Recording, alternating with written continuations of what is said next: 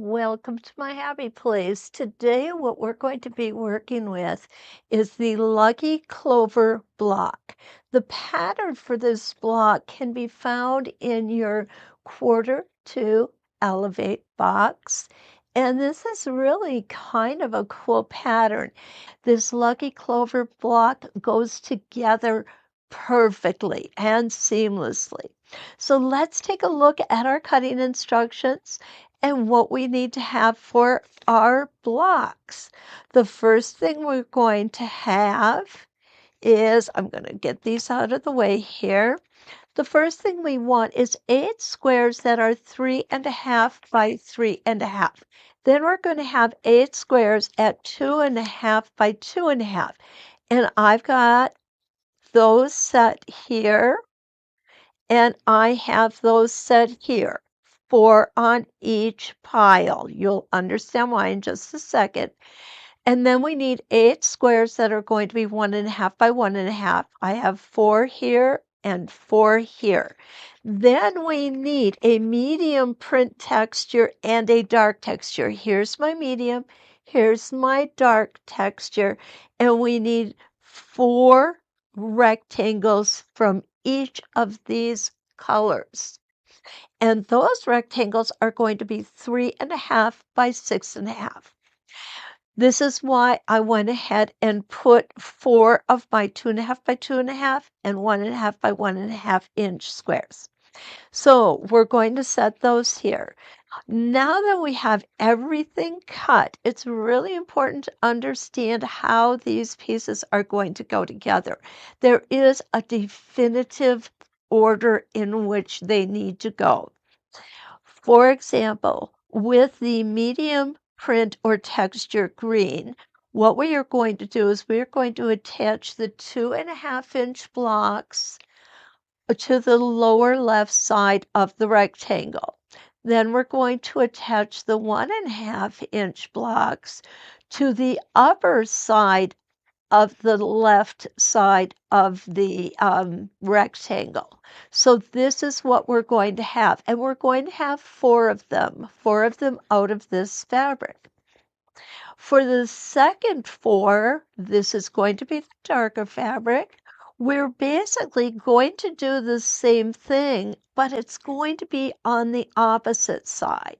So rather than putting the 2.5 inch like we did on diagram 1A, we are going to look at diagram 1B, and we're going to put the 2.5 inch square on the lower right corner of the rectangle, and that's what you're seeing here. And the 1.5 inch square will be on the upper right of the triangle, or of the rectangle, I'm sorry, which is what you're going to see here. We're going to go ahead and trim everything. We're going to press it as we go along, and then we'll go into the next step, which is a little bit surprising, but I think that it's definitely doable. Once I did it, I was hooked on it, and I'm telling you, doing this a second time, a third time, I've got those blocks already cut over there, so we are going to do them some more. So let's go ahead and I'll get all set up and we will start stitching. Okay, so now we are at the machine and I've gone ahead and I've put my 2.5 inch rectangle on the bottom left corner of my medium colored leaf. And that is going to be right here. You'll see I've got right sides together. And we're ready to go. We will stitch here, we will trim here, and then what we will do is we will pull this back, fold this back so that it completes the 3.5 by 6.5 inch rectangle. Now I'm going to give you a little tip on stitching with these. There's 2 things we have to take into account. One of them is we are on the bias. This whole piece right here is bias, and this piece we are stitching on the bias. So it's really, really important to just let the machine take your piece of fabric in and let it feed it naturally. Don't try to hold it back. Don't try to push it in. Very important. The other thing that's important, if you stitch right on this line, what I have found through many years of experience is sometimes this particular piece comes up short, and we don't want that to happen. So what I have found to work the best is I go ahead and I line myself up just as close as I can get. Right here, you'll see I've got both pieces of fabric meeting exactly at the edge.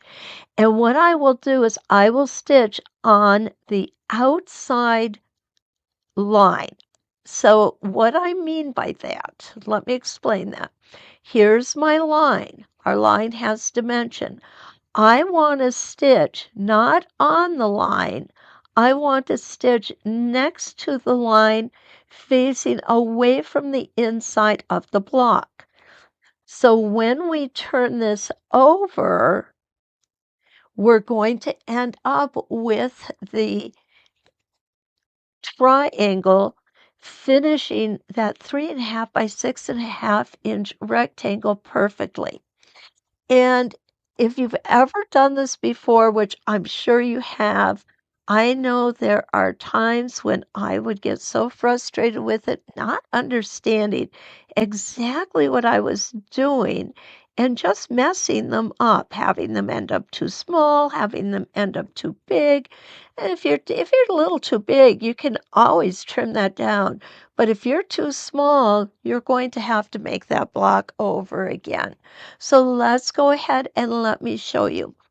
Again, I cannot emphasize enough, this is a bias line of stitching. So we do not want to force anything one way or another. I've got this line right where my foot and my needle kind of come together here. But what you're going to notice is the line that I drew in is just one thread width to the right of where I'm sewing. Okay, nice and easy. Don't pull, don't push. Just let the machine do its work. You know, it's kind of hard for us as humans. We always want to interfere. We always think we have a better way, but in this instance, we really don't. Just let the machine do its job. Go ahead and put a leader in there. These leaders help our machines to keep our seam lines straight. Because oftentimes when we go to put a piece in, it will shift, it will turn, it will make a little goofy this, and it'll look just so weird. So we're going to go ahead, we're going to trim this at 1/4 of an inch away from our line of stitching, and then we are going to flip this over, and we are going to go ahead and we will press that down. And when we get done with that, this is the piece we're going to end up with. So the next thing that we're going to do is I'm going to show you how to put the 1.5 by 1.5 inch pieces up at the upper left-hand corner of our 3.5 by 6.5 inch rectangle. Remember, the lighter colored green, we're doing the left side. The 2.5 by 2.5 on the left side bottom edge. The 1.5 by 1.5 on the left side top edge. So I'm going to go ahead and get those ready, and I will meet you back here, and I will show you how we're going to put those on. Okay, so now we are ready to put our 1.5 by 1.5 inch square on the upper left-hand corner of our 3.5 by 6.5 inch block. You'll notice I really don't have any pins on these because they're so small. I really don't feel the need for them. It's a personal decision though. If you want to have pins, that's absolutely fine. Now, just want to make note that this square will come over the top of this square. So don't be concerned about that. If it does, it's on exactly the way it should be. Okay, in we're gonna go. We're going to allow that stitch line to be right on the outside. And when I say outside, I'm talking about this side of that line that we drew. So we're going to come in and we're going to stitch that. I'm going to get my leader and put that on the end. And there we go. Again, remember, this is bias we're stitching on. So we don't want to push, pull, or do anything that would stretch that fabric out of shape while we're stitching. You'll see how nice and flat this is. And that's exactly what we're looking for. Okay? So now that I've got that part done, what I will do next is I will go ahead and cut a 1/4 inch seam here, and then I will finger press it. I do like to finger press. And then I will take it over to the pressing station and I will press it open. And what you're going to see is we still have a 6.5 by 3.5 inch rectangle. The only thing is we have added this 1.5 inch triangle and the 2.5 inch triangle. And we are going to next do the same thing with the dark leaves. The only difference being is we're going to work on the right side instead of the left side. So hang on and I'll be right back with you for that, okay? Okay, I am ready now to start putting the 2.5 inch square onto the dark green. And we're going to just do exactly like we did on the light green. We're going to stitch on the outside of this line. We're going to make sure that we don't stretch it or push it at all. This is a bias seam that we're putting in. So we want our machine to just feed it through naturally. It's very easy to stretch the bias. And that is the one thing we really want to stay away from.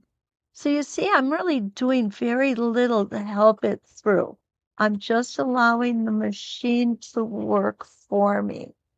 Okay. So now that I've got the 2.5 inch square on, I'm going to do like I did on the last one. I'm going to go ahead and cut a 1/4 inch seam off of here. I'm going to fold over this square to make a triangle, and this is what we will end up with.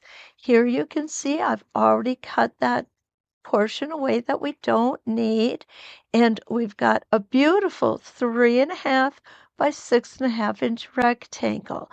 Now what you can notice is right here, this is just, you see how it's got that little dog ear sort of sticking out? I'm going to go ahead and trim that up. It's not going to hurt anything. It really isn't. I really believe that accuracy in these blocks as we're working is very, very important. And to that end, what I like to do is prior to cutting, I will spray starch and iron all of my fabric. That's going to allow me to do two different things. First, it's going to bring in any natural shrinking. We do when we add steam or moisture to fabric along with heat, it will shrink up a little bit. That's called pre-shrinking. We do it all the time making garment items, right? But in quilting, we don't necessarily wash our fabrics and put them in the dryer to pre-shrink them. However, putting moisture on and using our iron will have the same effect on them.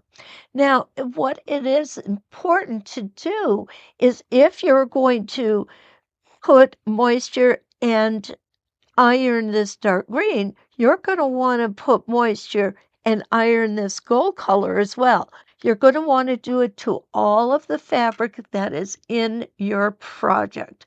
Very important because you don't want them to get thrown into the laundry down the road and one part is pre-shrunk, the other isn't. It's kind of going to shrink up a little cattywampus, and you don't want that, do you?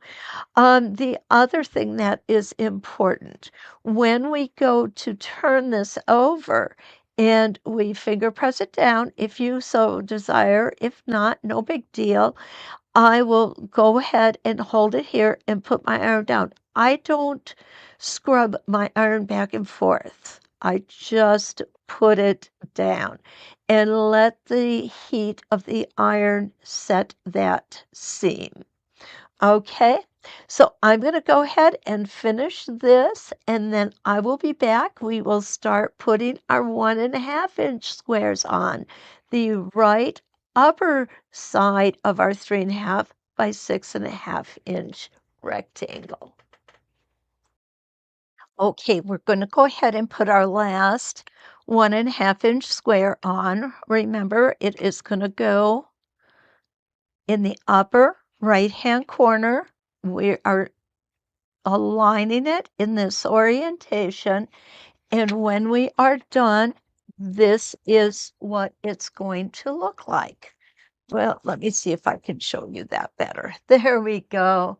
That is exactly what it's going to look like. So I'm going to go ahead and I'm going to stitch this last one in. One of the other things that I wanted to mention regarding the use of spray starch or a starch alternative is that it will help to keep your fabric more stable. So when you're cutting it, when you're stitching it, through the whole sewing process of doing our quilt squares, everything is going to just stay more accurate. And remember, accuracy really is the name of the game when we are piecing our blocks. So here we go. I've got, this is the last one that I'm going to have to do. And I'm going to go ahead and get rid of those leaders. So what's going to happen is we're going to go ahead and we're going to trim this down, flip this over, and press it open. And here is the steps as I described them. We are going to make this a 1/4 inch seam. And then we're going to take it to the ironing board and we are going to flip it open. And what we have is our 6.5-inch by 3.5-inch rectangle. I want you to know that, yes, I do double check these measurements and I trim them as necessary. Accuracy is everything. So let me go ahead and put these all together and then I will be back and we will talk about the 3.5-inch block, which is going to be our next task. Welcome back. Where we are now is we should have our 4 light green rectangles with the 2 triangles attached to them, 4 of the dark rectangles, with the triangles attached to them. So what that's going to look like is here is our light ones. Remember, we are on the left side. We have the 2.5 by 2.5 on the bottom left side, the 1.5 by 1.5 on the top left side. And then we have our dark ones. And what our dark ones are going to be is 2.5 by 2.5 on the bottom right-hand side, 1.5 by 1.5 on the right-hand top side. So as you can see, they're the same, just reversed. The next thing we're going to do is going to put the 3.5-inch squares onto those.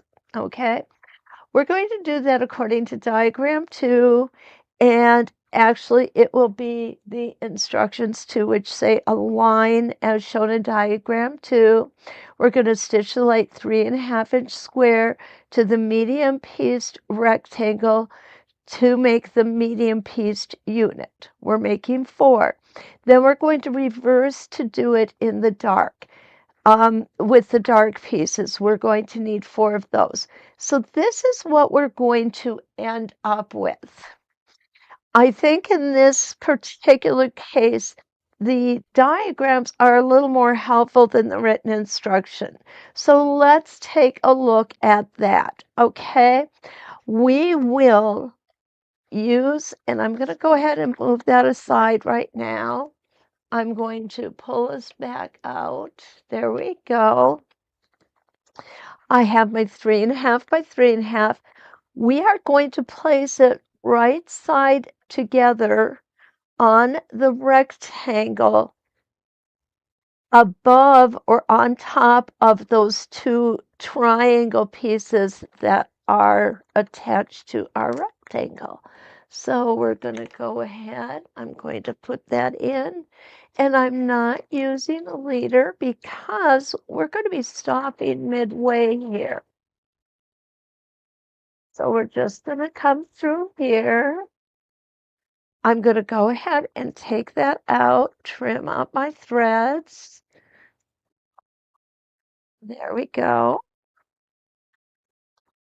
Like to keep those threads trimmed, and this is what it is going to look like when we are finished. We need 4 of those. Then we're going to take our dark ones. I'm going to slip my threads back here. We're going to put our 3.5 by 3.5 again on top of our already attached triangles. Okay, so now what we're going to do is we're going to lay our 3.5 by 3.5 on top of our 2 triangles on the dark leaf, and we're going to come in and we are going to do our seam right here. And I need to make just one little adjustment. There we go.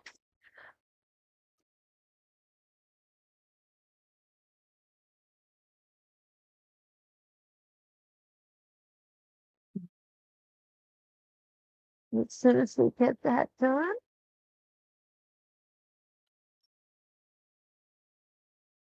here we go. And we'll go ahead and attach our leader.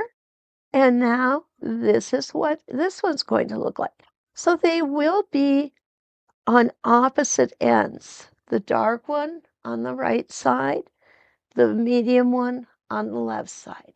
Now we're going to go and press all of these open. Then we're going to come back and put these together. All right, now we have got 4 units like this and 4 units like this. These are our medium units. These are our dark units. So what we are going to do next is we are going to take a dark unit and we're going to lay it down just like this. Then take one of the medium units or lighter units and we're going to lay it right on top of the dark. Now, what I want to talk about is matching up these seams right here. We have everything going in the same direction, so we want to be careful to make sure that we've lined these up. So what I'm going to do is I am going to just put a small pin in there, and we're not going to be sewing over this.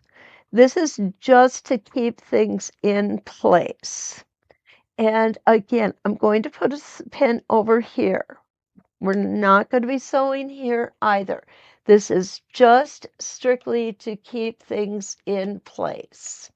So what I've got to help me with my placement is a pin here and a pin here. What we're going to do is we are going to draw a line from corner to corner. So let me get my little ruler out here. We're going to line this up corner to corner. I guess I need to take that out for right now. We'll put that in later. Corner to corner. I'll make sure you've got that. There we go.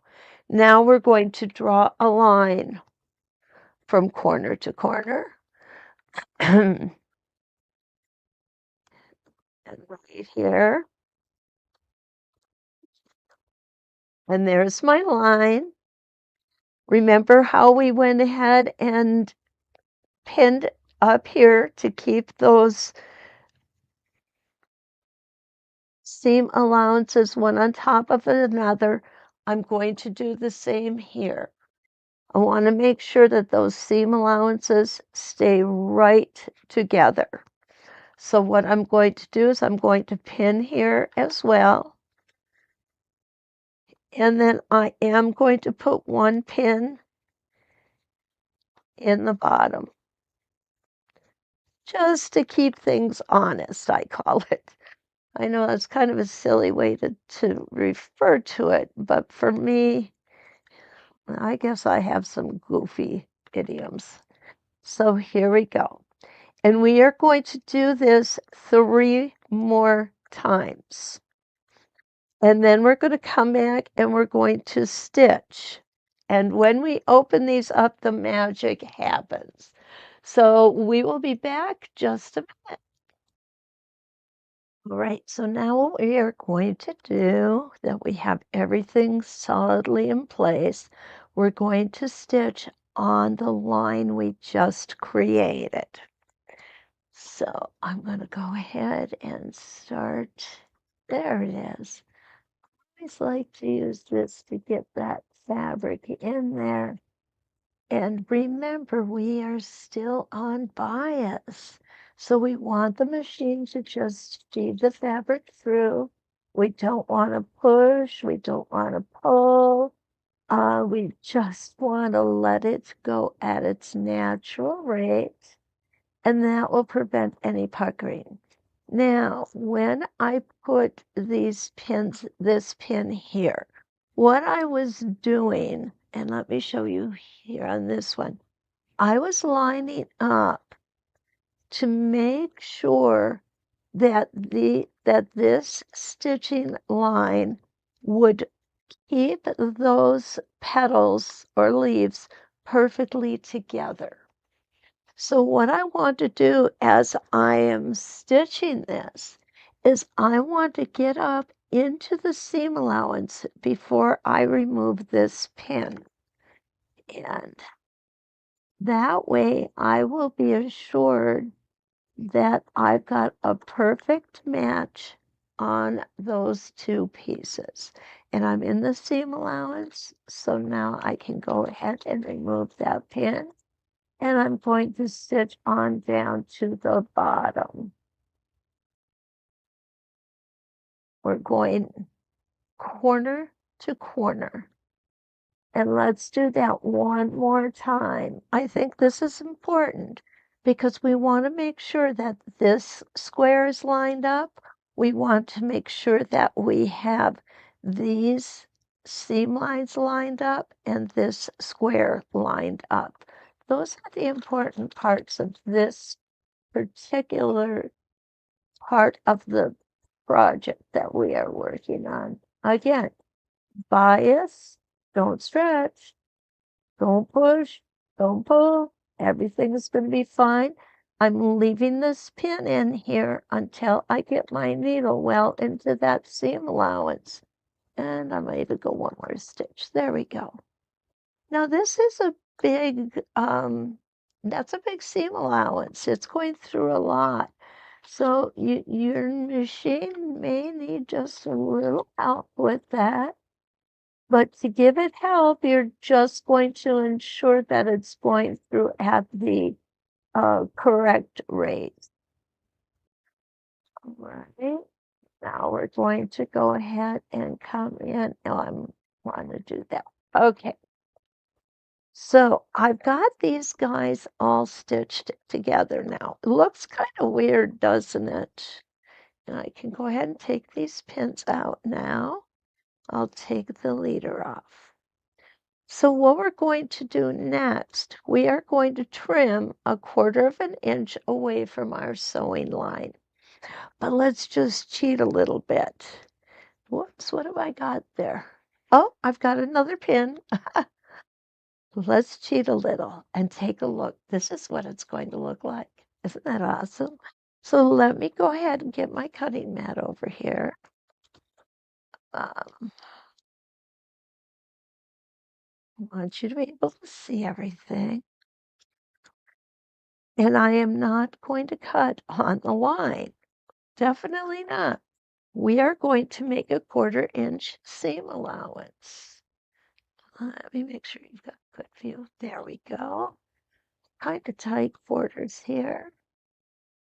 When I do my lives, I'm able to use 2 cameras. Makes life a lot easier.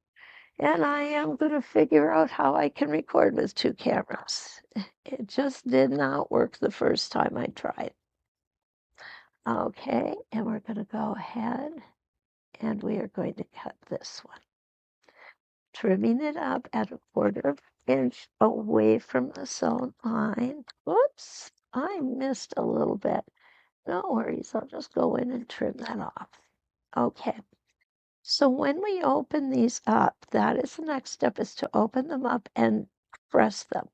What I want you to do is press the seams all to one side. It doesn't matter if you press them to the dark side or to the light side. I just chose the light side because it fell that way on the first ones that I did. So there, I'm just going to finger press. We're going to end up with 4 blocks that look just like this.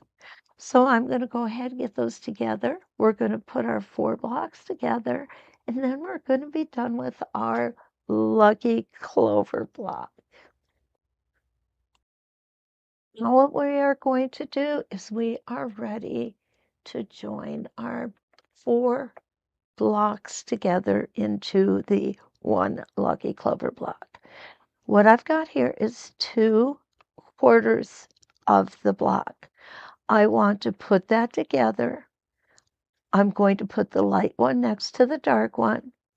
I'm going to make sure that I am matching those seams up, and then I'm going to put a pin in there. I'm going to match up the top of the fabrics, and I'm going to pin that. We're going to come down here. Now, because we pressed all to one side, we have the ability, this seam is going to nest. So we're going to go ahead and we're going to nest those seams together. Now the reason that we want to keep all these seams going in the same direction is because when we go to put our block together, we're going to be able to pick out a few stitches right here, and that seam is going to open up and lay perfectly flat for us. So I'm going to go ahead, put this in, and we're going to stitch down our block. And again, let's remember, we want the machine to feed the thread. We don't want to push it or pull it. Now, right here, and I've said this before, I probably said it so many times you're sick of hearing it. We want to make sure we are well in that seam allowance before we take this pin out. Optimally, what we would do is glue based, because once that glue dries, those seams, that fabric is not going to budge. There we go.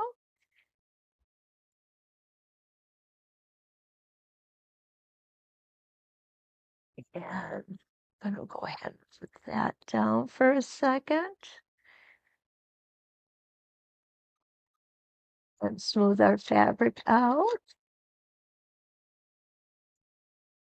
And again, with these two seams being nested, even though they are, I'm going to get into that seam allowance before I take that pin out. And I am well into it now. I do not like to sew over pins. Some people don't mind. It's a personal preference. And neither way is correct and neither way is wrong. So there we go. All right. So now let's just take a peek and look at how beautiful that's stitched up together. Now get that thread out of there. Let's take a look. We have the seams all going in a clockwise direction, so I'm going to make sure to lay this seam down like this when I press it, which is my next step. We have both halves here.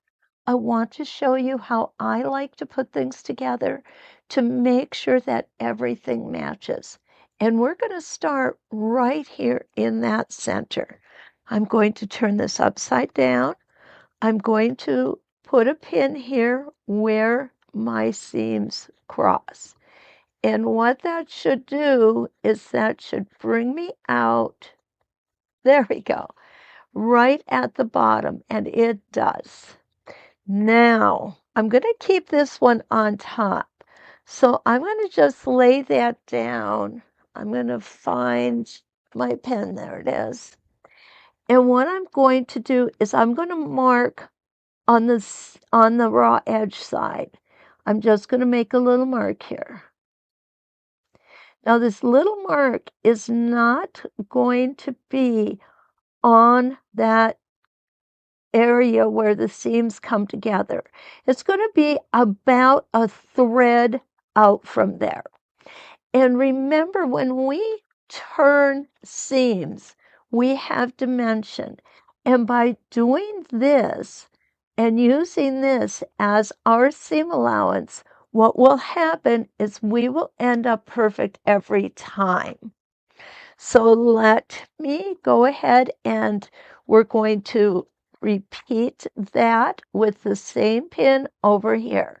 I'm going to put it right at the very point. And you want to put it in straight. You do not want to put it in at an angle that will pull your block off. And I'm going to be honest with you, this is kind of a tough seam to get through. Okay? But it's worth it. These two seams do nest, which is beautiful. There we go. And that, remember, is because we pressed everything in the same direction. Now, keeping that pin perfectly perpendicular, and I'm going to stitch on this side because this is where my mark is. I am going to pin into the seam allowance on both sides of that perfectly perpendicular pin. Okay, say that 3 times real fast. I don't think I can.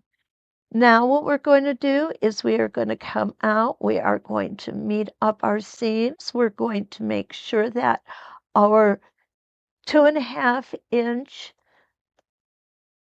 triangle is lined up perfectly. We're going to put a pin in that. And then we are going to pin the top.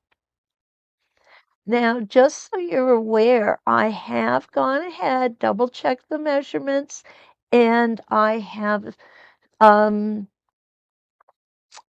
trimmed the blocks where it was necessary. And this is such an awesome pattern.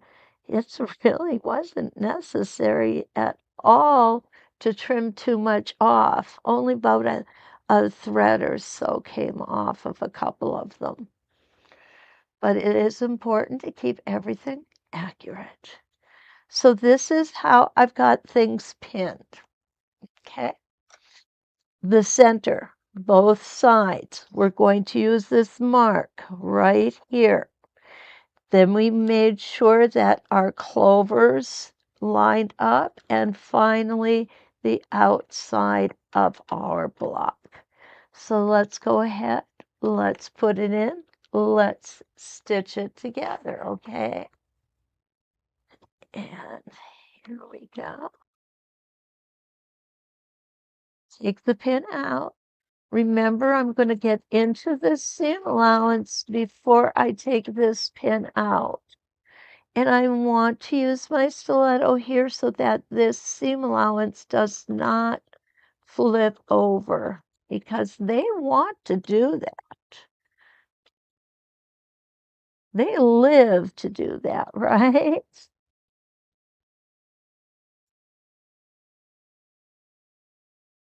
My stitch length is about 2.0.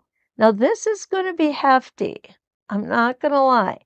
So I'm going to use my stiletto to hold everything together and go over this seam allowance. Remember, we're stitching on that line that we drew in. Okay, I am in my seam allowance, so I'm going to take this pin out. I'm going to use my stiletto just to make sure I'm keeping myself honest on that seam line. And by golly, it is perfect. Okay, take this pin out because I'm well into the seam line again. Going to make sure I'm all lined up here, which I am. And we're going to come off of that thick seam allowance, and we're going to finish up. I'm going to stop with my needle down, rearrange my hands. Again, seam allowance. Now, because of the way I pinned this one, I actually need to go over my pin to get into the seam allowance. But what you'll see is I just hand wheeled it over. That way I had control. And this puts the two halves of our block together. And let's see how it is going to look. This is always the fun part. Did I do it right? Or do I need to go in and do some picking and do it again? And by golly, look at that. It came out perfect. Now, to make this lie flat, what we will do is we're going to go ahead and grab our seam ripper. It's real hard to see, but there is a line of stitching right here. I'm going to pull you in. I want you to see this. And we're going to pull that line of stitching back to where we put the two halves together. There's also a diagonal line of stitching, and we're going to pull that back. And you see how easy that is to pull back. Very nice and easy. So I've got those two. I'm going to turn myself over. I'm going to repeat this on the other side. First, and it doesn't matter which one you do first. There we go. Pull that one out. And now I'm going to pull the straight one out. Well, if I can find it.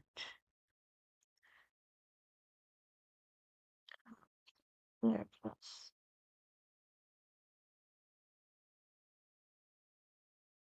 I keep picking up an extra thread here, and that's not what I want to do.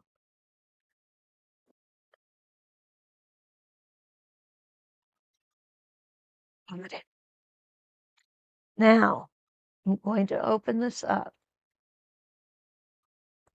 What's going to happen, you'll see these two seam allowances automatically want to lay in that direction.